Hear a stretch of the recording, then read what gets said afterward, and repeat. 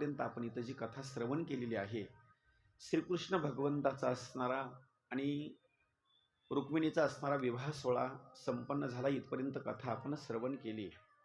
पुढं जर वर्णन करायचं म्हटलं, काही कालावधी झाल्याच्या नंतर त्यांच्या पोटी एक पुत्र संतती असणारी जन्माला आली. त्यांचं नाव आहे प्रद्युम्न. त्या प्रद्युम्नाच्या बाबतीमध्ये वर्णन केलेलं आहे. सटवीची असणारी रात्र, म्हणजे कितवी रात्र असते? 5वी बरं का. नामदेव महाराज वर्णन करतात, सटवीच्या रात्री शंभरासुर नावाचा दैत्य आला आणि त्यानं रुक्मिणीच्या महलामधून प्रद्युम्नाला उचललं आणि समुद्रामध्ये असणारं नेऊन टाकलं. कशा करता? प्रद्युम्नाच्या हातानं शंभरासुर नावाच्या दैत्याचा असणारा वध होणारा होता, म्हणून त्यानं असणारं उचलून टाकलं. त्याच वेळेला श्रीकृष्ण भगवंतांना आराधना जर कुणाची केली असेल तर आराधना करत असताना गणपती बाप्पाची असणारी आराधना केलेली आहे. तर 5वीच्या दिवशी जर पूजन कुणाचं केलं असेल त्यावेळेला गणपती बाप्पाचं, तर श्रीकृष्ण भगवंतांनी गणपती बाप्पाचं पूजन करण्याकरता सुरुवात केली. का? जर विघ्न संकट जर आपल्यावर जर आले ना, तर एक काम करायचं, सुख करता दुःख हरता वारता विघ्नाची नुरवी पुरवी प्रेम कृपा जयाची गणपती बाप्पाचं असणारं ध्यान स्मरण पूजा वगैरे असणारी करायची. नामदेव महाराज गोड वर्णन करतात, श्रीकृष्ण भगवंतानं स्वतःही पूजा केली आणि कालांतरानं लोकाला सुद्धा एक संदेश दिला, बाबांनो तुम्हाला जर संकट पडलं तर गणपती बाप्पाची सुरुवातीला आराधना करा, तुमच्या जवळचे सगळे असणारे विघ्न मात्र निरसन होतील. प्रमाण ऐका. सटवे रात्री मदनु शंभरे नेला, सटवे रात्री मदनु शंभरे नेला, प्रद्युम्न समुद्रा माझी टाकेला, प्रद्युम्न समुद्रा माझी टाकेला, तै कृष्णे विघ्न हरू पूजेला,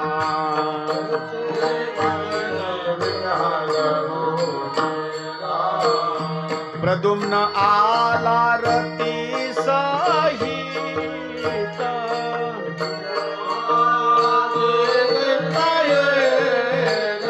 प्रद्युम्न आला रती सहित,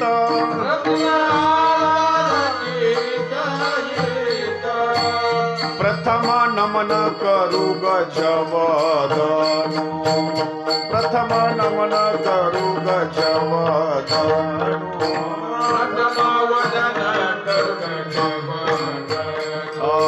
प्रथम नमन करू गजवदनु.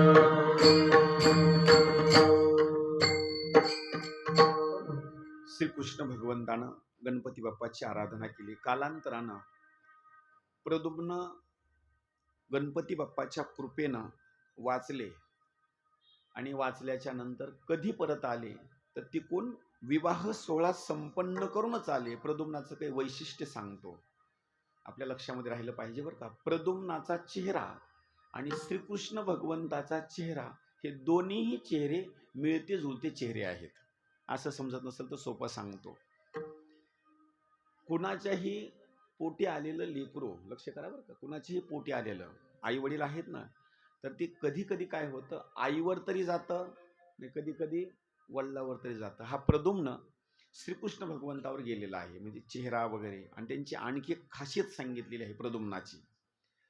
प्रद्युम्नाचे जे हात होते ना, तर ते प्रद्युम्नाचे हात गुडघ्यापर्यंत होते. तुम्ही रस्त्यानं चलत असताना तुमचे हात गुडघ्यापर्यंत जातात का? गुडघ्याच्या वर बरं का.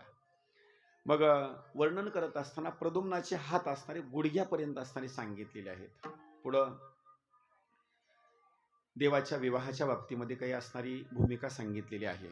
कथेच्या बाबतीमध्ये पहिला असणारा विवाह देवाचा झालेला आहे रुक्मिणीच्या सोबत, दुसरा विवाह झालेला आहे जांबवंतीच्या सोबत, तिसरा विवाह जर सांगायचा म्हटलं तर तो आहे सत्यभामेच्या सोबत, चौथा कालिंदीच्या सोबत, पाचवा मित्रविंदा, सहावा नागनजिती, तिला सत्या सुद्धा असणार म्हणायचं, सातवा लक्ष्मणा आणि आठवा असणारा तो म्हणजे भद्रा. किती विवाह झाले आता? 8 झाले बरं का. हे 8 विवाह होत असताना टप्प्याटप्प्यानं झालेले आहेत बरं का. एक एक एक असा विवाह झालेला आहे. आणि एकाच वेळेला श्रीकृष्ण भगवंताचे 16,100 विवाह एकाच वेळेला झालेले आहेत. नरकासुराच्या बंदिवासामध्ये 16,100 कुमारिका बंदिवासामध्ये टाकलेल्या होत्या. नरकासुराचा वध श्रीकृष्ण भगवंतांनी केला आणि 16,100 राजकुमारिकांना मुक्त केलं. देवानं हात जोडून सांगितलं, काय करा, तुम्ही आपापल्या असणाऱ्या घराकडे असणाऱ्या निघून जा. त्या 16,100 कुमारिकेनं हात जोडून बोलण्याकरता सुरुवात केली. देवा, महिलेचं जीवन जर सांगायचं म्हटलं तर महिलेचं जीवन म्हणजे हे काचाचं भांडं असतं. महिलेचं जीवन बरं का. आणि एखाद्या वेळेस जर त्या महिलेच्या चरित्राला जर थोडा जर दाग लागला ना, त्या चरित्राला थोडा जर दाग लागला ना, तर समाज एक असा आहे की ते समाज मात्र आपल्यामध्ये त्याचा स्वीकार करत नाही. थोडं लक्ष देऊन ऐका बरं का, कामाचं आहे. थोडं बोलण्याकरता सांगतो तुम्हाला. एखाद्या महिलेची चूक किंवा एखाद्या कुमारीची की चूक झाली आणि थोडंसं पाऊल थोडं साईडला पडलं तर तिच्या विवाहाला एवढ्या अडचणी येतात, सांगताच सोय नाही. थोडं पुढं बोलू का आणखी. पुरुषाच्या बाबतीमध्ये अडचणी मात्र नाहीत. पुरुषाच्या त्या अडचणी अजिबात नाहीत. का तर पुरुषाच्या बाबतीमध्ये लोक तेवढा विचार करत नाहीत, पण महिलेच्या बाबतीमध्ये जास्त विचार करतात. आणखी माफी मागून बोलतो, सगळे लोक जर हात धुवून जर कोणाच्या मागे लागले असतील ना, तर महिलेच्याच बरं का. आता पाठीमागचा तर काळ होता, आता ज्या गादीवर बसलो का नाही, ह्या गादीवरचे लोक सुद्धा महिलेच्याच पाठीमागे लागले. कशा करता शास्त्रीजी, असे काही बाबा बघतोय बरं का मी, की त्या महिलेचं कीर्तन जर सप्त्यामध्ये असलं तर बाबा कीर्तनाला येत नाही. मी म्हणतो, तुला त्या महिलेच्या हातचं अन्न खायला जमतंय, बरोबर आहे ना, अन्न खायला जमतं. एखाद्या वेळेस कुठं स्नान करायचं म्हटलं, एखादी महिला जर आंघोळ घाललोय तर आंघोळीचा स्वीकार करतो, बरोबर आहे का नाही. विशेष स्वरूपामध्ये वर्णन जर करायचं म्हटलं तर महिलेची कधी सुद्धा निंदा मात्र करायची नाही, कधीच निंदा करायची नाही. का, सुंदर स्वरूपामध्ये वर्णन करतो बरं का. महिला ही साधारण नाही. महिलेच्या स्वरूपामध्ये जर शक्ती जर तुम्हाला बघायची असेल ना, महिला म्हणजे तुळजापूर निवासिनी जगदंबिका आहे, महिला म्हणजे पार्वती माता आहे, महिला म्हणजे मुक्ताबाई आहे, महिला म्हणजे मीराबाई आहे, जनाबाई, ह्या अनेक रूप आहेत. आणि त्याच महिलेमध्ये जर वर्णन करायचं म्हटलं तर ती बहीण आहे, पत्नी आहे, अनेक असणारे ते रूप आहेत बरं का. आणि शक्यतो निंदा मात्र करू नका. शास्त्रानं सुद्धा सांगितले, निंदा मत करना किसी की, सच्ची बात कबीर जी की. नारी की निंदा मत कर यारो, नारी रतन की खान है, जिस नारी से पैदा हुए शुक भीष्म हनुमान. तुम्ही एवढं निंदेच्या बाबतीमध्ये कधी कधी हे करता का नाही. पण देवाला सुद्धा अवतार जर घ्यायचा म्हटलं ना, तर अगोदर देवाला सुद्धा महिलेचा सहकार्याची भूमिका करावी लागेल. हनुमंतरायाच्या बाबतीमध्ये जर वर्णन करायचं म्हटलं ना, तर हनुमंतरायाला सुद्धा अंजनी मातेच्या बाबतीमध्ये सहकार्य घ्यावं लागलं जन्माला येत असताना. प्रभू श्रीरामचंद्रजीला सुद्धा तीच गोष्ट सांगितलेली आहे. याच्या पुढे आणखी एक गोष्ट सांगतो. एखाद्या वेळेस लक्ष करून ऐका बरं का, एखाद्या कुमारिकेचा विवाह झाला, विवाह झाल्याच्या नंतर लग्न होऊन 7-8 महिन्याचा कालावधी झाला. लक्ष करून ऐका बरं का. लग्न होऊन 8 महिन्याचा कालावधी झाला. काही दिवसाच्या नंतर ती जी महिला आहे ना, पोटामध्ये गर्भ असणारा धारण झाला. आता लक्ष करा बरं का, गर्भ धारण झाला आणि कालांतरानं घटना अशी घडली, पोटामध्ये गर्भ आहे आणि मालक मरण पावले. अशा काही तुमच्या परिसरामध्ये किंवा कानावर तुम्हाला काही घटना आल्या असतील. गर्भ जर पोटात राहिला तर ती महिला त्या गर्भाला वाढवून जन्म देते, पुन्हा दुसरा विवाह करत नाही. एवढी साधारण गोष्ट नाही बरं का हे. म्हणजे पुन्हा दुसरा विवाह करत नाही, त्याच लेकराला लहानाचं मोठं करायचं आणि आपलं जीवन तसंच कंठीत राहायचं. थोडंसं माफी मागतो, माणसं दम काढतील का पुरुष. लक्ष करा बरं का. नाताच्या लग्नाची वेळ जरी झाली, नाताच्या लग्नाची, तरी काही असे बिचारे आहेत मंडोळी बांधून तयार आहेत मंडपामध्ये, बरोबर आहे का नाही. की मला बोलण्याची भूमिका अशी आहे की पुरुषापेक्षा जर श्रेष्ठ कोण असेल तर पुरुषापेक्षा महिला ही श्रेष्ठ आहे. कारण शक्ती म्हणजे आदिमाये शक्तीची असणारी ती भूमिका आहे. इथं सुंदर स्वरूपामध्ये गोड असणारं चिंतन केलं आहे. देवाचे जे विवाह झालेले आहेत ना, त्या विवाहाच्या बाबतीमध्ये 16,100 असणारे विवाह देवानं केले. त्याचं कारण एक आहे, हे विवाह करत असताना सुंदर स्वरूपामध्ये कुमारिकेने सांगितलं, देवा आमच्यासोबत आता कोणी सुद्धा विवाह करणार नाही का? आम्ही बंदिवासामध्ये जर कोणाच्या असो तर बंदिवासामध्ये असताना आम्ही या ठिकाणी नरकासुराच्या बंदिवासामध्ये असणार आम्ही होतो. ही चरित्र सगळ्याला असणार माहिती आहे. देवानं काय केलं, त्यांची विनंती स्वीकार केल्याबरोबर देवाने त्यांच्यासोबत असणारा विवाह केला. आणखी थोडं प्रमाणामध्ये बोलतो. अंगीकार ज्याचा केला नारायणे, निंद्यतेही तेने वंद्य केले. निंद्यतेही तेने वंद्य केले, निंद्यतेही तेने वंद्य केले.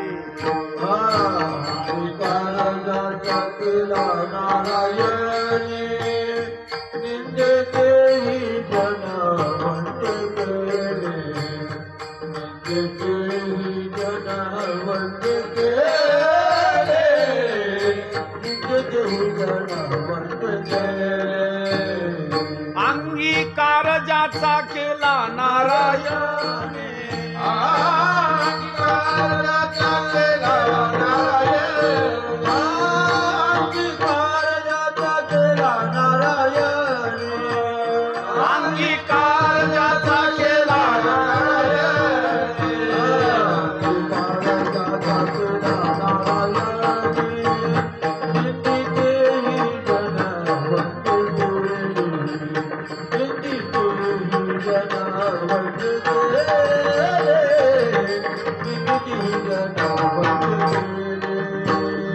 अंगीकार ज्याचा केला नारायणे,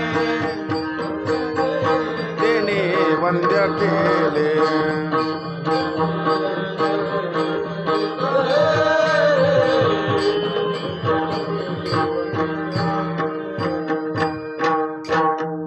देवाने त्यांचा स्वीकार केला आणि स्वीकार केल्याच्या नंतर पुढं भाग सांगत असताना भगवंताच्या बाबतीमध्ये देवाला 16,108 पत्न्या, प्रत्येक पत्नीला 10-10 असणारे मुलं झाले.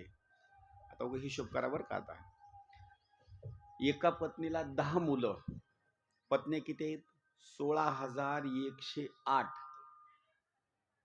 एवढी असणारी संततीची भूमिका सांगितलेली आहे. पुढं भाग सांगत असताना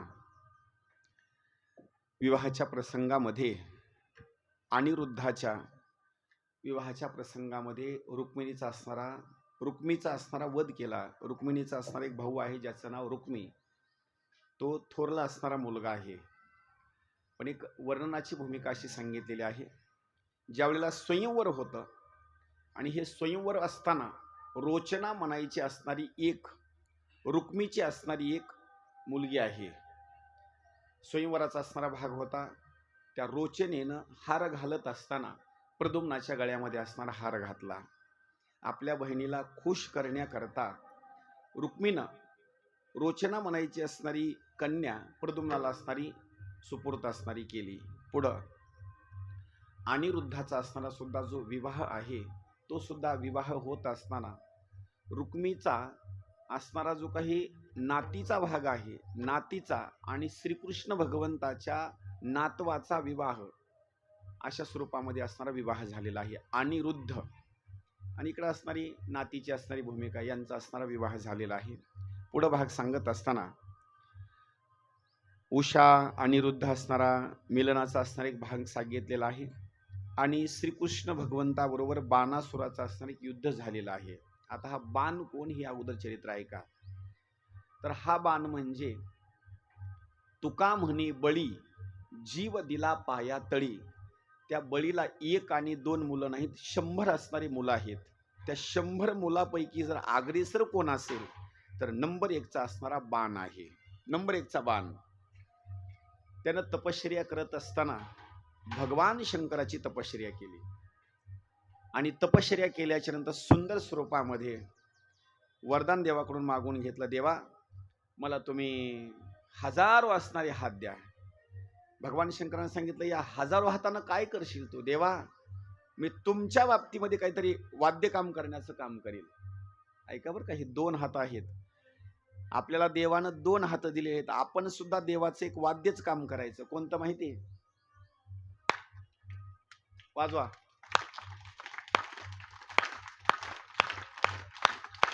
जोरात जरा.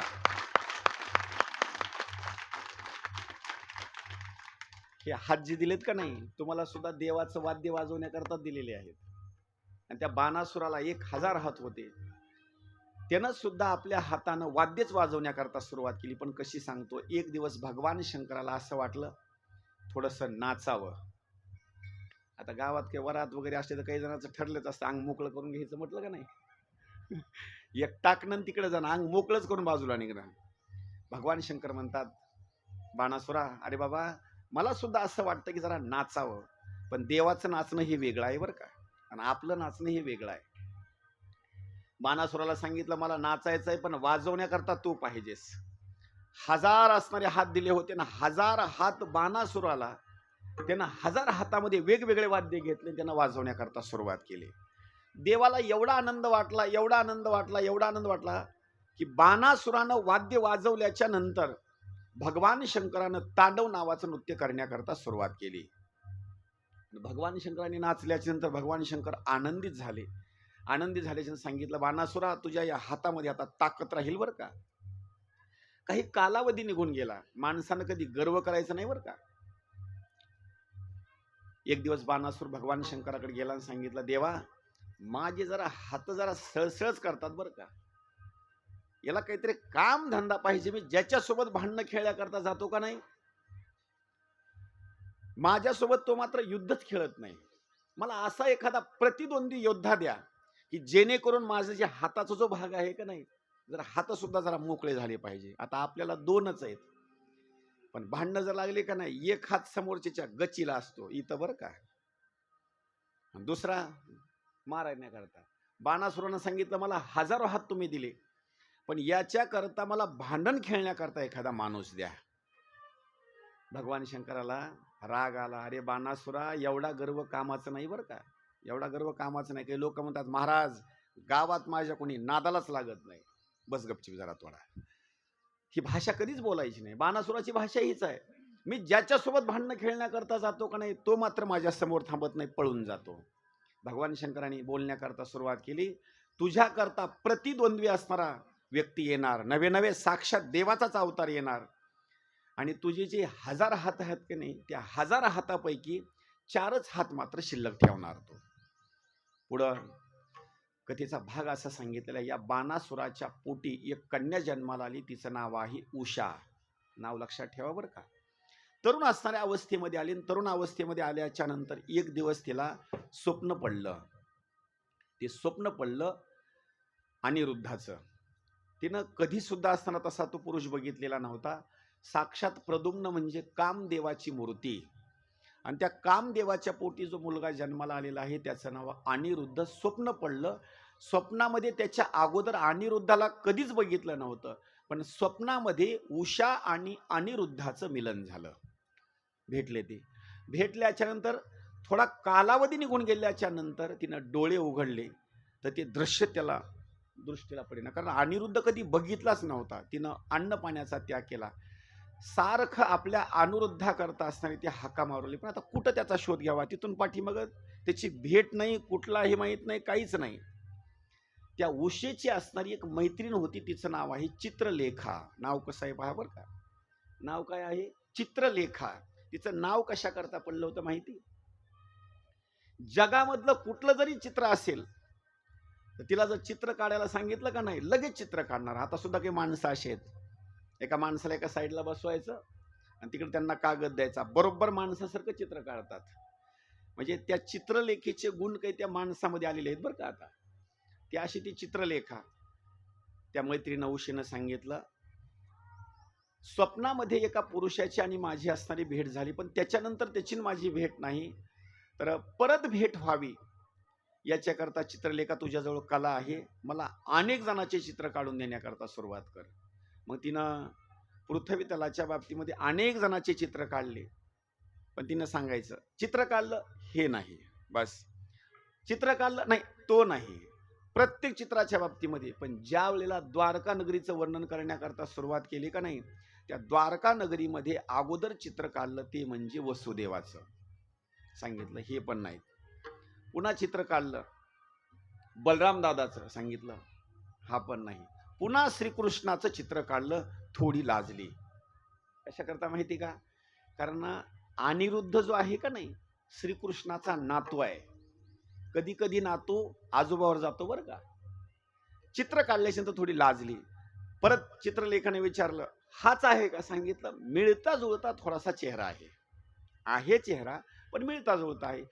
नंबर 2 ला चित्र काढलं पुन्हा प्रद्युम्नाचं, पुन्हा तर मग डोक्यावरच पदर घेतला. पुन्हा तर हाच आहे का? नाही, तेवढा नाही, 50-60% मिळता जुळता चेहरा आहे. त्याच्यानंतर तिनं चित्र काढलं अनिरुद्धाचं. मग खाली मान घातली आणि हसण्याकरता सोडला. हाच होता स्वप्नामध्ये आलेला.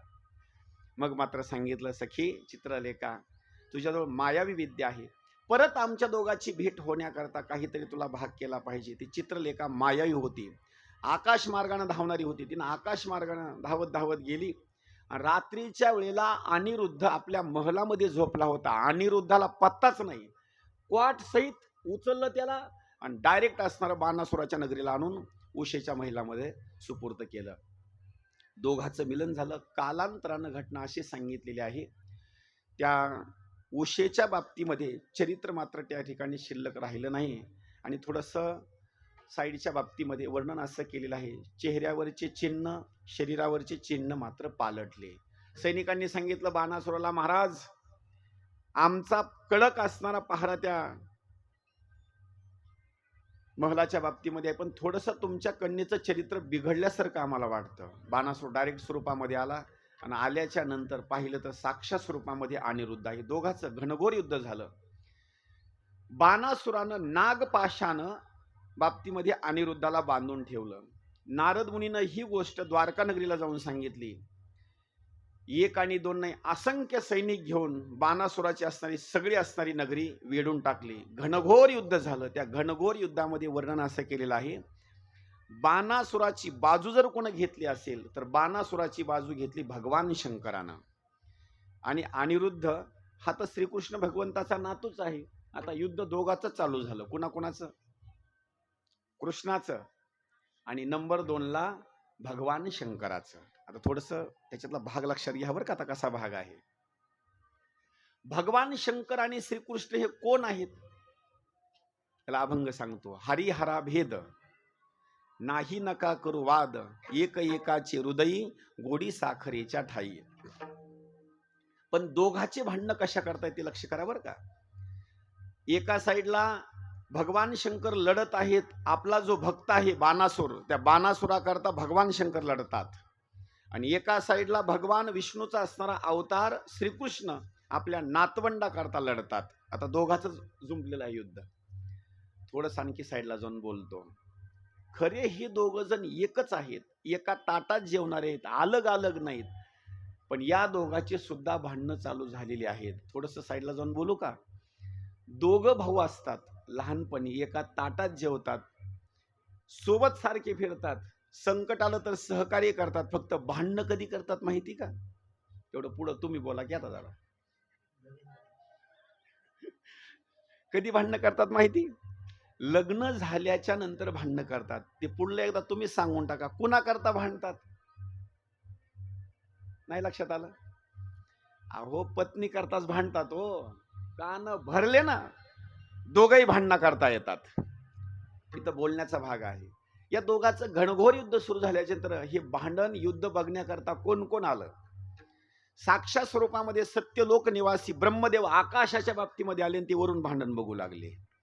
33 कोटी देवता मंडळी वर आकाशामध्ये आले आणि ते भांडणं बघू लागले. युद्ध त्यांचं सोडून द्या. कुठं भांडणं जर लागले ना, शेजारीन बाई हातातलं सगळं काम सोडून देणार, लगेच बघायला चालू. जोपर्यंत चांगलं मिटत नाही तोपर्यंत स्वयंपाक बंद. भांडण लागलं की थोडा आवाज कुठे येऊ द्यावा, माणूस सगळं काम धंदा काय झालं लगेच भांडणाला. हे आताच आहे असं नाही बरं का. हे देवता मंडळीचं सुद्धा असणार तसंच आहे. शेवटी घनघोर युद्धामध्ये श्रीकृष्ण भगवंताने एक अस्त्र सोडलं. त्या अस्त्राचं नाव आहे जृंभणा नावाचं असणारं अस्त्र, म्हणजे जांभाई देण्याचं अस्त्र. ते अस्त्र श्रीकृष्ण भगवंताकडे होतं. भगवान शंकराला ते अस्त्र मारलं, पण ते अस्त्र मारल्याबरोबर देवाला जांभई येण्याकरता सुरुवात केली. ते अस्त्र कधी कधी माया सुद्धा आपल्यावर मारते बरं का. कथा सुरू झाली आणि कीर्तन सुरू झालं का नाही, श्रीकृष्ण भगवंतानी भगवान शंकरावर मारलं, आणि कधी कधी कथेला तुम्ही कीर्तनाला येऊन बसलात का नाही, तर ती माया तुमच्यावर अस्त्र मारते. आणि अस्त्र मारले तुम्ही काय करता,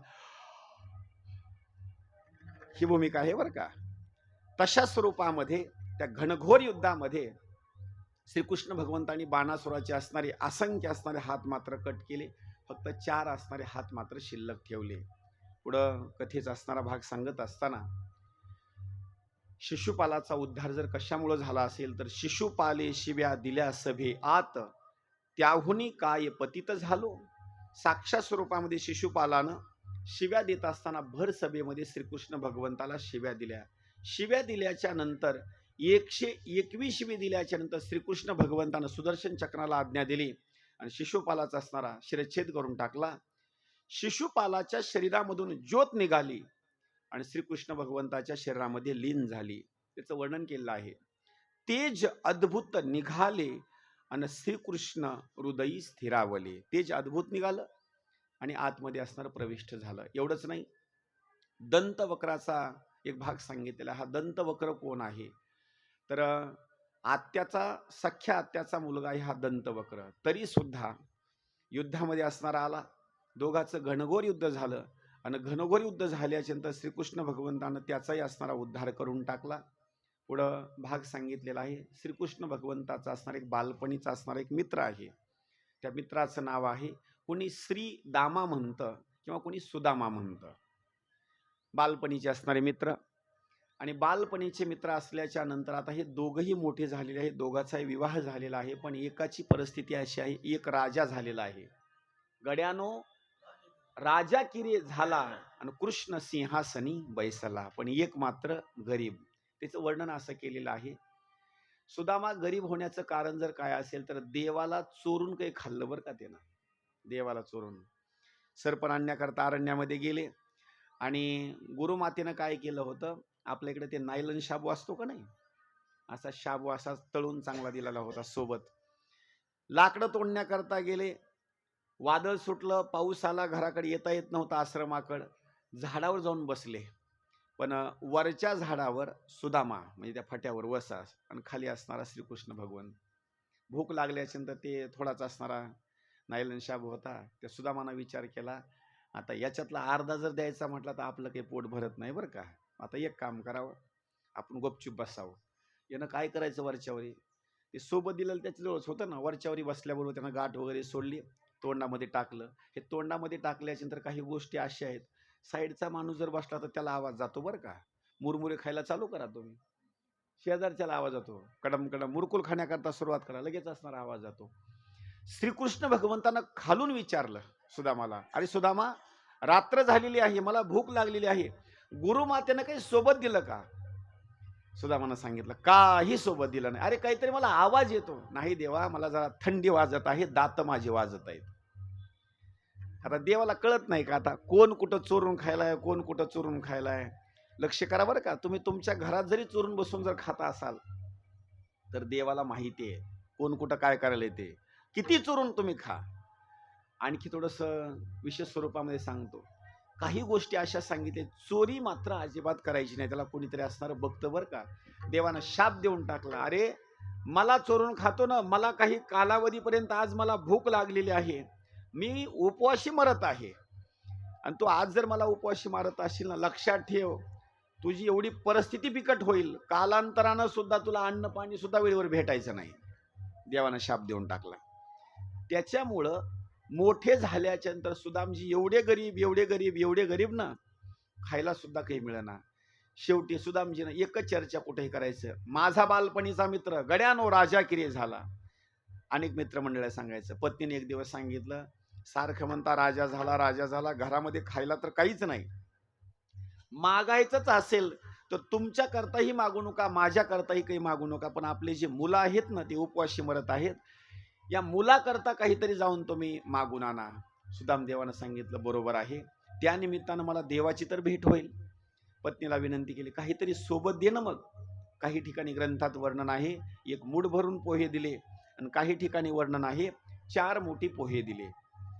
पोहे घेतले, गटुड्यामध्ये बांधले, वस्त्रामध्ये, आणि निघाल्याच्या नंतर सुंदर स्वरूपामध्ये द्वारपालांनी असणारं अडवण्याचं कार्य केलं. प्रश्न विचारला, कोण तुम्ही? नाही, आम्ही बालपणीचे असणारे श्रीकृष्ण भगवंताचे असणारे आम्ही मित्र आहेत, आम्हाला आतमध्ये जाऊ द्या.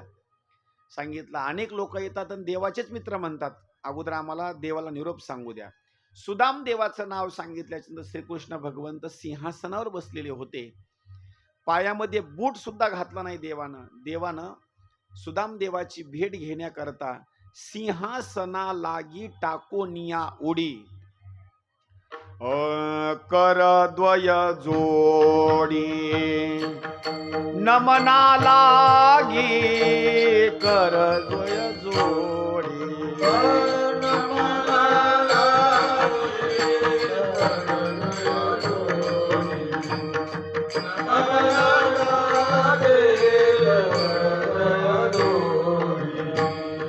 सिंहासना लागी टाकोनिया उडी, कर द्वय जोडी नमना लागी, कर द्वय जोडी नमना लागी, कर द्वय जोडी नमना लागी.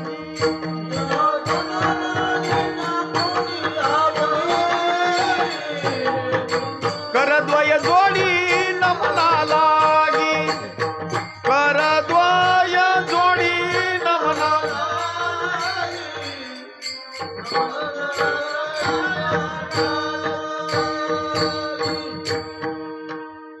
सिंहासनाच्या खाली उडी टाकली.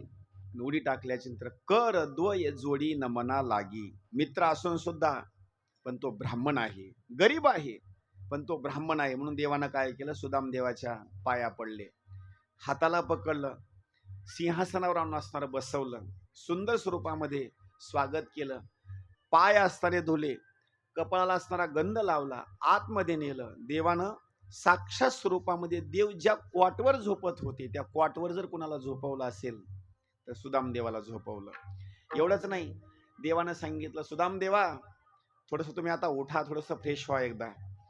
त्यावेळेस देवानं कपडे स्वतःचे आपल्या अंगावरचे जे कपडे आहेत ना, चांगले चांगले राजेचे कपडे सुदाम देवाला घालण्याकरता दिले. एवढंच नाही, जेवण्याकरता ताटं सुद्धा 16,108 घरामधले ताटं आले देवबाप्पाला जेवण्याकरता. सुंदर स्वरूपामध्ये असणारं जेवण केलं. जेवण केल्याच्या नंतर श्रीकृष्णाने विचारलं, आमच्या घरचं तुम्ही खाल्लं म्हणले आता, पण तुमच्या घरून आम्हाला काहीतरी दिलंच असेल ना. त्यावेळेस एवढा सुंदर स्वयंपाक पंचपक्वानाचा असणारा अन्न सुदामदेव मनामध्ये लाजले. आता काय या देवाला आपण त्या पोह्याचा असणारा काय भाग असणारा सांगावा. आता त्यावेळेला सांगितलं, देवा माझी परिस्थिती थोडीशी नाजुकीची आहे, तुम्ही माझी निंदा करताल बरं का. नाही सांगितलं, अजिबात नाही, जे तू सोबत आणलं ना ते मला दे. जुना काळ एक असा होता, कुठं जरी माणूस निघाला ना तर पदरामध्ये काहीतरी बांधलेलं असायचं, लक्ष करा बरं का. ते असणार गटुडं सोडलं, आणि गटुडं सोडल्याच्या नंतर मध्ये काय निघाले तर पोहे निघाले. थोर प्रेमाचा भुकेला हाची दुष्काळ तयाला. इतका प्रेमाचा असणारा भुकेला आहे. देवानं मध्ये असणारी मूठ मारली एक, आणि 1 मूठ भरून असणारे पोहे खाल्ले. ते पण कसे खाल्ले माहिती, त्याला काही तेल टाकलं नाही, त्याला काही मीठ नाही, चटणी नाही, गरम केले नाहीत, काही नाही, जशाला तसे भावयुक्त अंतकरणानं असणारे ते पोहे असणारे खाल्ले. भगवद्गीता सांगते, पत्रम पुष्पम फलम तोयम. देवाला तुम्ही पान अर्पण करा. पान ते सुद्धा कसलं माहिती, ताजं सुद्धा नाही, वाळून गेलेलं पान असू द्या, देवाला अर्पण करा. फक्त एक राहू द्या बरं का, तुमच्या जवळचा भाव मात्र चांगला असावा. वाळून गेलेलं पान सुद्धा देव खातो, पण पंचपक्वान्नाचे पदार्थ बनवले आणि भाव जर नसेल आणि देवाच्या समोर जर नेऊन ठेवत असाल त्याचा काही असणारा उपयोग मात्र नाही. देवानं 1 मूठ भरून पोहे खाल्ले, आणि एका मुठीच्या बदल्यामध्ये जवळचा मोबाईल काढला, आणि मोबाईल काढून डायरेक्ट विश्वकर्म्यालाच फोन केला. सांगितलं, माझ्या मित्राची घराची भूमिका, नवे नवे नगरीची भूमिका, बांधकाम करत असताना साधं बांधकाम नाही करायचं, सगळ्या नगरीचं बांधकाम करत असताना सोनच वापरायचं. काय विचार करण्याची भूमिका आहे. महाराज सुंदर स्वरूपामध्ये वर्णन केलं आहे. राजा रावणाचं ही लंका आहे, पण राजा रावणाची जी लंका आहे का नाही, त्या लंकेमध्ये काही भाग असा सांगितलेला आहे, त्या लंकेमध्ये सुद्धा सगळी लंका ही सोन्याची नव्हती. सगळी लंका सोन्याची नव्हती. 5 लक्ष घरे पाषाणाची जेथे, 7 लक्ष तेथे विटबंदी, कोटी घरे जेथे काशा आणि तांब्याची, शुद्ध कांचनाची सप्तकोटी. आता माझा प्रश्न आहे, सगळी लंका सोन्याची होती का? नव्हती. पण त्या राजा रावणापेक्षा जर श्रीमंत कोण असेल तर राजा रावणापेक्षा श्रीमंत आहे सुदामदेव. कशा करता माहिती? सगळी जर नगरी सुदामदेवाची कशाची असेल बांधकामाच्या बाबतीमध्ये, तर सगळी नगरी सोन्याचीच बांधलेली आहे. ती अशी सोन्यानंच असणारी बांधलेली आहे. त्याला एक प्रमाण सांगतो. सोन्यानं नगरी बांधण्याकरता असं सुदामदेवानं दिलं तरी काय देवाला? तसं काही दिलं नाही बरं का. फक्त देत असताना भाव आणि एक मूठ भरून असणारे पोहे. काही लोक म्हणतील, महाराज सुदामदेवाची नगरी देवानं संपूर्ण असणारी सोन्याची बांधून दिली. आम्ही काय करतो, लासूर स्टेशन जवळ आहे, आम्ही एक पोतं तुम्हाला आणून देतो. अजिबात नाही बरं का. पण एक लक्ष करा, हे देवाला जे आपण पोहे वगैरे देतो का नाही, याचं कारण एक आहे. सुदामदेवाची नगरी सगळी सोन्याची असणारी करून टाकली. त्याचा भाव 100%ला 100% होता. तुमचा 100% जरी नसला तर कमीत कमी 10% तरी असेल. 10% जरी नसला तर 1% तरी असेल ना. आहेच. कारण तुम्ही संसार एवढा सोडून इथे येऊन बसू शकत नाहीत. तुमचा भाव आहेच. माझं तर बोलणं असं आहे, सुदामदेवाची नगरी सगळी सोन्याची करून टाकली. करू द्या. आपलं गाव सुद्धा नका करू द्या. याच्या पुढे सांग द्या, आपलं घर सुद्धा सोन्याचं नका करू द्या. पण माझी विनंती देवाला एवढी आहे, ज्यांनी ज्यांनी देवाला पोहे दिले ना, त्या देवानं फक्त ज्यांनी ज्यांनी पोहे दिले त्यांचं शरीर सोन्याचं करून टाकावं. म्हणजे कसं सोन्याचं करून टाकू माहिती? तुम्ही म्हणताल सोन्याचं शरीर म्हणजे कसं? तसं सोन्याचं नाही बरं का. नुसत्या अंगावर सोनं घालून उपयोग नाही. ऐका, त्याचं कारण एक सांगितलं. सोन्याचं शरीर म्हणजे कोणतं माहिती? प्राण जाईपर्यंत, वेळ जाईपर्यंत या कानामधला जो आवाज आहे का नाही, जशाला तसं ऐकून यावं. म्हणजे याचं वर्णन असं केलं, हे सोन्याचाच कान आहे. हा नाक आहे का नाही, शेवटपर्यंत त्याला सुगंध सारखा येत राहावा असा सुगंध घेत असताना. हा हात आहे का नाही, शेवटच्या क्षणापर्यंत दुसऱ्याच्या हातानं भाकर खाण्याची गरज पडू नये. आपल्या आपल्या हातानं ते जेवण करावं. याला म्हणायचं सोन्यानं. एवढंच नाही, मंदिराकडे जर हनुमंतरायाच्या दर्शनाला यायचं ना, शेवटच्या क्षणापर्यंत लोक म्हणले पाहिजे, अहो शेवटी त्यानं दर्शन करून गेला. म्हणजे हे सोन्याचे असणारे पाय सुद्धा आहेत बरं का. हे पोट वगैरे सगळं असणार. आणि हे जर तुम्ही देवाच्या बाबतीमध्ये देण्याकरता जर सुरुवात केली ना, तर हे आपलं शरीर मात्र देव सोन्याचंच असणार करून टाकेल. याला प्रमाण आहे का? सुदामा ब्राह्मण दुःखे दरिद्री पिढेला, सुदामा ब्राह्मण दुःखे दरिद्री पिढेला, मुष्टीभर पोहे घेवोनी त्याचे भेटी लागी गेला. मुठीभर पोहे घेवोना त्याच्या भेटीला गेला. शुद्ध भाव देखोनी गाव सोनिया शुद्ध भाव देखोनिया गाव सोनिया विठोबाचा धर्मदार त्याच्या जनी लक्ष लागो. विठोबाचा धर्मदार त्याच्या जनी लक्ष लागो. विठोबाचा धर्मदार त्याच्या जनी लक्ष लागो. विठोबाचा धर्मदार त्याच्या जनी लक्ष लागो. पुढं सुंदर स्वरूपामध्ये देवानं सोन्याचं असणारं संपूर्ण नगर करून टाकलं. सुदामदेव असणारे परत निघून गेले. पुढे एक वर्णन केलेलं आहे, देवाची जी पुत्र संतती आहे ना, लाखो करोडोमध्ये असणारी ती संख्या झाली. देवानं निर्णय घेतला, हे जर यादव कुळ जर असंच राहिलं तर पृथ्वी तलावर दुसऱ्याच राज्य कोणाचं यायचं नाही. मला याला संपवलं पाहिजे. लक्ष करून कथा ऐका बरं का. काही लोकांच्या घरामध्ये कोणाचा जर मृत्यू झाला तर लोक देवाला नावबोट ठेवतात, देवा अरे एवढा आमचा संसार आनंदामध्ये चलत होता, का रे आमच्या घरातला तो माणूस घेऊन गेलास. मग काही लोक काय करतात, देवाच्या हरिपाठाला येत नाहीत. लक्ष करा बरं का. काही जण देवाची पूजा करायची बंद करून टाकतात. म्हणजे देवावर त्यांची जी भक्ती आहे, घरातलं एखादा माणूस मरण पावलं की सगळं सगळं असणारं सोडून देतो. मग इथून पुढे एक काम करा बरं का, माफी मागून बोलतो, राग येऊ देऊ नका, अन्नही खायचं सोडून द्या. देतात का सोडून? अजिबात नाही. मी भरपूर ठिकाणी कार्यक्रमाला जातो ना, तिथं गेल्याच्या नंतर काही महिला मंडळी सांगितलं, आई तुम्ही उठा आणि एक फुगडी खेळा. महाराज नको, आमच्या घरामध्ये दुःख झालेलं आहे, मालक मरण पावलेत, एवढंच नाही वडील मरण पावलेत. अरे बाबा हे दुःख झालं मान्य आहे, पण दुःख झाल्याची तर परमार्थाला काय अडचण आहे? लक्ष करा, माझी बोलण्याची भूमिका आहे. दुःख जर कमी करण्याचं साधन जर कोणतं असेल ना, तर दुःख कमी करण्याचं पहिलं साधन सांगतो, देवाचं भजन करा, दुःख कमी होईल. हे दुःख कमी करण्याकरता तुम्ही काय करता, हरिपाठ बंद, देवाची पूजा बंद, हे सगळं बंद करायचं. उलट दुःख वाढतं यानं. तुम्ही देवाचा हरिपाठ सुरू करा, रामायण वाचण्याकरता सुरुवात करा, पोथी पुराण वाचण्याकरता सुरुवात करा. आपलं जे दुःख आहे का ना, याच्यापेक्षा हजारो पटीनं लोकांचे दुःख मोठे आहेत, हे ग्रंथामध्ये सांगितलेले आहेत. इथं महत्वाचा भाग देवाला एक असा सांगायचा आहे, तुमच्या घरातले माणसं मारतो याच्यामध्ये काय कौतुकाची गोष्ट आहे? वेळ जर आली ना, मी माझ्या घरातले शिल्लक ठेवीत नाही. लक्षात गोष्ट येते का?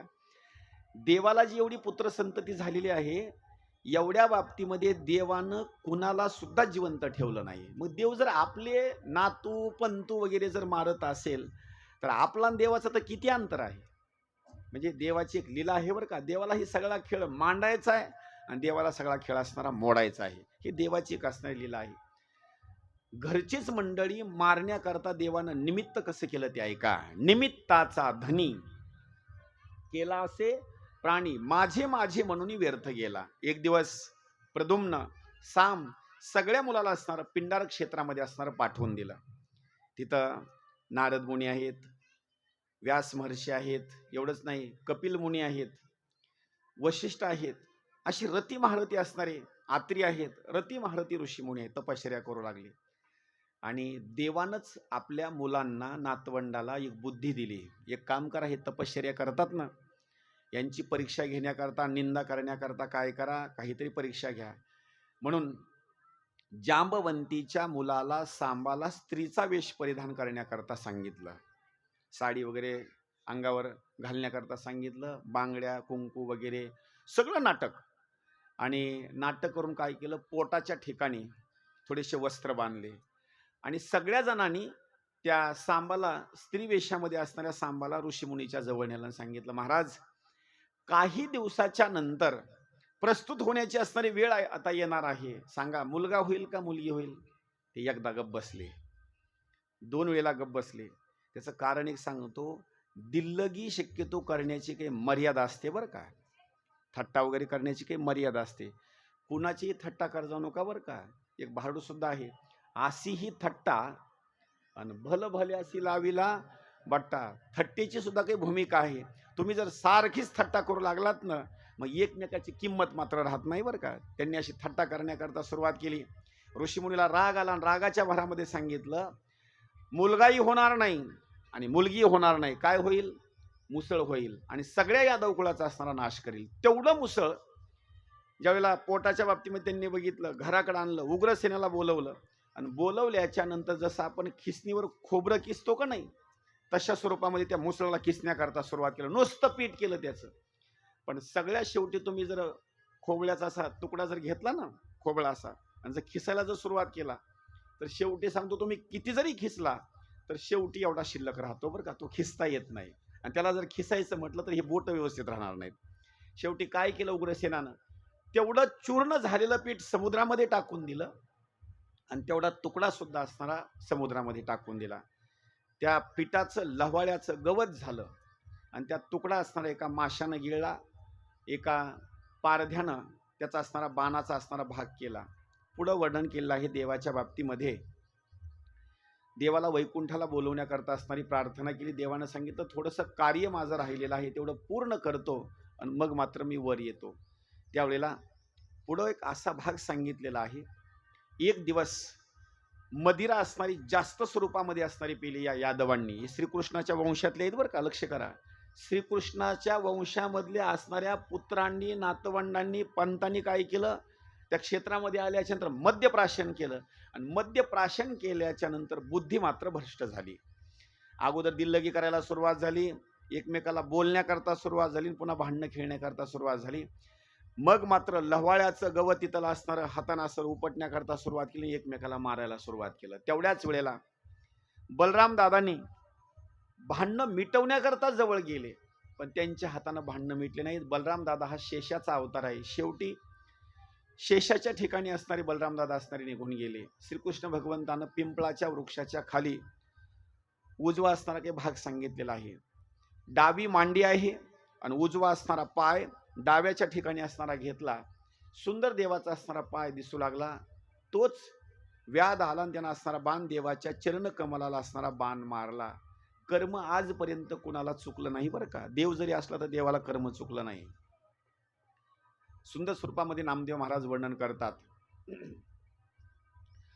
कर्म रेषा चुकेना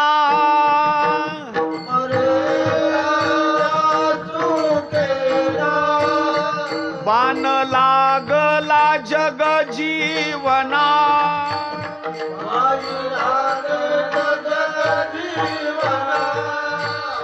कृष्णे सांडिला गोपांगना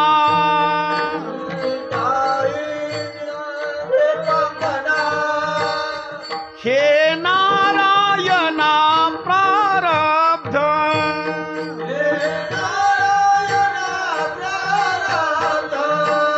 हे नारायणा प्रारब्ध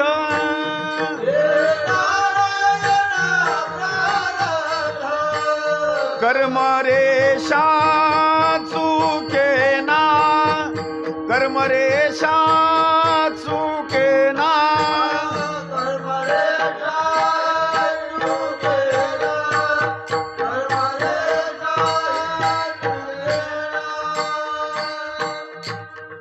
देवाला सुद्धा असणारं प्रारब्ध चुकलं नाही.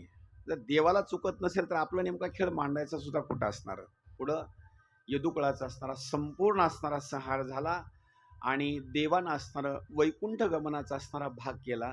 जशी आकाशामधून वीज खाली येते आणि खाली आल्याच्यानंतर जशाला तशी असणारी आकाशामध्ये लीन होते, तसा देवाचा असणारा अवतार सांगितलेला आहे. पुढं भाग वर्णन करत असताना काही भाग सांगितलेला आहे. या कथेच्या बाबतीमध्ये देवानं सुद्धा स्वतःचं असणारं चरित्र या ठिकाणी संपवलेलं आहे. एवढंच नाही, जी द्वारका नगरी आहे ना, देवानं वैकुंठ गमन केल्याच्या नंतर तेवढी द्वारका नगरी त्या पाण्यामध्ये बुडालेली आहे. म्हणजे किती वर्णनाची भूमिका आहे. ती द्वारका नगरी खरी जी आहे ना, जी पाण्यामध्ये असणारी बांधलेली होती, ती नगरी जशाला तशी समुद्रानं बुडवून टाकली. पुढं भाग सांगितलेला आहे. ज्या वेळेला परीक्षित राजानं शुकाचार्य महाराजांना विचारलं, इथून पुढल्या कालावधीमध्ये कलियुगामध्ये लोक कशी होतील, याचं अगोदर सांगितलेलं आहे बरं का. लक्ष करा. काही लोक असं म्हणतात, काय काळ आलेला आहे आणि काय नाही, मुलं आई वडिलाला सांभाळत नाहीत. हे डोक्यातून काढून टाका. हे आपण जन्माला येण्याच्या अगोदर कलियुगामध्ये अगोदर सांगितलेलं आहे. कधी माहिती, कलियुगाला सुरुवात झाल्याबरोबर 30 वर्षाला ही कथा अगोदर सांगितलेली आहे. कलियुग सुरू झालं ना, 30च वर्षाला ही कथा सांगितलेली आहे. पुढं चालून असं होणार आहे, मुलं आई वडिलाला सांभाळणार नाहीत. एवढंच नाही, दुश्मनी लागत असताना पुत्र तो होईल पित्याचा वैरी. म्हणजे ही घटना सांगितली, पहिल्या सांगितली. एवढंच नाही, असं सांगितलेलं आहे, मालकाचा विश्वास नौकरावर कधीच राहणार नाही आणि नौकराचा विश्वास मालकावर कधी राहणार नाही. एवढंच नाही, पती पत्नीच्या बाबतीमध्ये भांडणं मात्र सारखं असणारे होत राहतील. ह्या सगळ्या घटना सांगितल्या बरं का अगोदर. थोर थोर दादा पर्वत उडोनी जातील, 18ही जाती एके ठिकाणी जेवतील.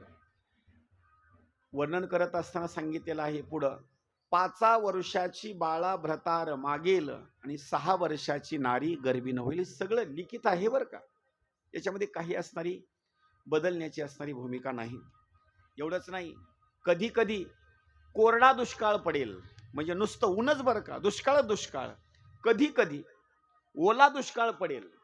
कधी कधी अशी घटना होईल, ढग भरून येतील, नुसत्या विजा चमकतील, पाऊस मात्र थेंबर पडणार नाही. ह्या घटना आहेत सांगितलेल्या. एवढंच नाही, शेतकरी मंडळी किंवा इतर असणारा जो समाज आहे, कधी सुद्धा असणारा समाधानी मात्र होणार नाही. ही सगळ्या गोष्टी अगोदर लिहून ठेवलेल्या आहेत. एवढंच नाही, या कलियुगाच्या बाबतीमध्ये समाधानी जीवन मात्र कोणाचंही राहणार नाही. आणखी थोडंसं माफी मागून बोलतो, या कलियुगाच्या बाबतीमध्ये, लोभाच्या बाबतीमध्ये कुणाचीही आशा मात्र या ठिकाणी पूर्ण होणार नाही. कुणाचीच आशा पूर्ण होणार नाही. म्हणून कलियुगाच्या बाबतीमध्ये असा अनेक स्वरूपामध्ये वर्णनाचा भाग केलेला आहे. पुढं श्री शुकाचार्य महाराजांनी राजा परीक्षितीला सांगितलं, राजा बाबा, आता तुझे 7 दिवस पूर्ण झाले, तुला तक्षक नावाचा असणारा साप येणार, दंश करणार. पण एक लक्षात ठेव, शेवटच्या वेळेला एवढी जरी कथा ऐकली असतील ना, तर मन मात्र विचलित होऊ देऊ नको. तुझं असणारं जे मन आहे, देवा माझे मन लागो तुझे चरणी, संसार व्यसनी पडोने दे. शेवटच्या वेळेला कृष्णाचं असणारं चिंतन काय, होय महाराज, आता मला तुमची एकदा पूजा करू द्या. ज्या शुकाचार्य महाराजांनी कथा सांगितली त्यांची पूजा राजा परीक्षितानं पूजा केली, सुंदर स्वरूपामध्ये पूजा केली, आणि शुकाचार्य महाराज असणारे निघून गेले. पुढं 7 दिवसाचा कालावधी पूर्ण झालेला होता. तक्षक नावाचा असणारा साप निघाला. एक कश्यप नावाचा ब्राह्मण असणारा निघाला. कश्यप नावाच्या ब्राह्मणाला तक्षकानं काही सोनं वगैरे, पैसा वगैरे दिला, तिथूनच त्याला परत असणारं पाठवून दिलं. तक्षकाच्या बाबतीमध्ये एका बोरामध्ये असणारा तो जाऊन बसला. राजा काचाच्या बंगल्यामध्ये बसला होता. कशा करता, मला मरण येऊ नये म्हणून. तुम्ही कुठेही जाऊन बसा, दृष्टांत दिला बरं का, कुठेही जाऊन बसा. कशाच्या भीतीनं? मरणाच्या. तुम्ही कुठं जरी जाऊन बसलात तर मरण मात्र हे कुणाला सुद्धा चुकत नाही. अरे 9 भी मर गए, 10 भी मर गए सहस्र 88, 9 भी मर गए, 33 कोटी देवता मर गए, पड़े काल के फांसी. पीर मरे, पैगंबर मर गए जिंदा जोगी, जपी तपी संन्यासी मर गए हकीम रोगी. इथं कोणी सुद्धा असणार वाचण्याकरता नाही. एवढंच नाही, आज मेले उद्या मरती, मागे राहती तेही रडते. हे रडण्याचा असणारा भाग सांगितलेला आहे. महाराज ज्यावेळेस तक्षक नावाचा साप आला, राजाच्या असणाऱ्या मानाला असणारा दंश केला. पण त्याच्या अगोदरच राजा परीक्षित बैसला मरणाचे आसनी, गोविंदी निर्वाणी त्यासी भेटी दिली. राजाला शेवटच्या क्षणाला जर भेट कोण दिली असेल तर श्रीकृष्ण भगवंतांना असणार त्यांना भेट दिलेली आहे. याजसाठी केला होता अट्टहास, शेवटीचा दिस गोड व्हावा. पण खरं सांगू का, शेवटपर्यंत तुम्हाला छंद जर लावून घ्यायचाच असेल तर छंद असा लावून घ्या. माझ्या हनुमंतरायाची हनुमान चालीसा जर सुरू झाली ना, तर घराकडे कुठं बसू नका, तिथं या आणि हनुमान चालीसा म्हणण्याकरता सुरुवात करा. सकाळी आरती होऊ लागली, संध्याकाळी आरती होऊ लागली, तर तिथं जाऊन बसा, तुम्हाला छंद लागेल. आणि घटना काय होईल माहिती, मरण तर मला आहे, तुम्हाला आहे, पण शेवटच्या वेळेला दररोजचा दिनक्रमण ठरल्याच्या नंतर शेवटची वेळ जर आली ना, तर हनुमान चालीसा पाठ करण्याची गरज पडणार नाही. शेवटच्या वेळेला आपल्या मुखाला येणार म्हणजे येणार. याची प्रॅक्टिस दररोजची करणं गरजेचं आहे. देवाचं नामचिंतन वगैरे करणं तरी कशा करता माहिती आहे, आपला उद्धार जर कशानं होत असेल, फक्त देवाच्या नामचिंतनानं. अंतकाळी ज्याच्या नाम आले मुखा, तुका म्हणे सुखा पार नाही. म्हणून राजाचा उद्धार जर कशानं झाला असेल, फक्त शेवटच्या वेळेला कृष्णाचं चिंतन होतं म्हणून राजाचा असणारा उद्धार झाला. पुढं मुलाला थोडंसं वाईट वाटलं, सापानं असणारा दंश केलेला आहे म्हणून आपण सर्पसत्र नावाचा असणारा यज्ञ करायचा. जन्मेजयानं सर्पसत्र नावाचा यज्ञ केला. कसला यज्ञ? आपण जसे यज्ञामध्ये तूप, दही, मध वगैरे साखर टाकतो का नाही, तसं त्यानं यज्ञ केला, सर्पसत्र नावाचा यज्ञ. प्रत्येक सापाचं नाव घ्यायचं, नाव घेतल्याबरोबर साप मध्ये येऊन पडायचे.